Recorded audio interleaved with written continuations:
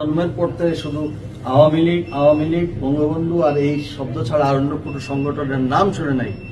তারা আজকে প্রায় 25 থেকে 30% তারা আমাদের ভোটার হয়েছে। এবার তারা এই বিপ্লবেও তারা অংশগ্রহণ ছিল এবং তারা এবার ডিসিশন নেবে যে আমাদের জন্য কারা। কাজেই সেই ক্ষেত্রে আমাদের ভুলে গেলে চলবে না, আমাদের এই ভোটগুলো যদি আমরা নিয়ে আমাদের দুই একটা তুচ্ছ ঘটনাকে আমাদের কিছু রাজনৈতিক অন্য পার্টি অন্য প্ল্যাটফর্মে আপনারা ভালোই করে বুঝতেছেন, যারা এখনই বর্তমান অন্তর্বর্তীকালীন সরকারের সময় বিভিন্ন ইউনিভার্সিটি, বিভিন্ন ইনস্টিটিউশন, বিভিন্ন হাই অফিসিয়াল পোস্টে তারা কিন্তু তাদের মানুষগুলাকে সেট আপ করতেছে, সেখানে আমাদের মানুষগুলা নাই।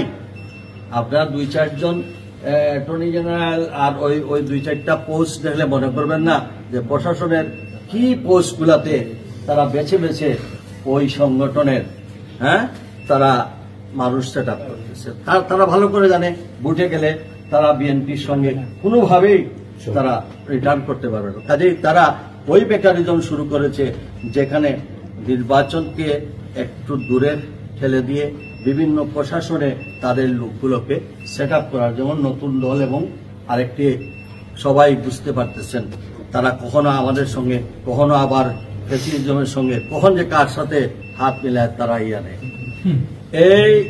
এদের থেকে এরা কিন্তু আমাদের তুচ্ছ ছোট ঘটনাকে তারা কিন্তু এই সোশ্যাল মিডিয়ার মাধ্যমে সারা বিশ্বে আমাদের অপপ্রচার চালাচ্ছে যে আমাদের ছেলেরা এইসব জিনিস হয়তো 2-1 জনে করতেছে, কিন্তু ঢালাওভাবে, এবং এদের বিরুদ্ধে কিন্তু ব্যবস্থাও নেওয়া হয়েছে, এদেরকে দল থেকে বহিষ্কার করা হয়েছে, আরো কিছু পদক্ষেপ নেওয়া হয়েছে ধরে, কিন্তু তারা এইটাকে এমনভাবে প্রপাগান্ডা করতেছে যেখানে দেয় বিএনপি সহ।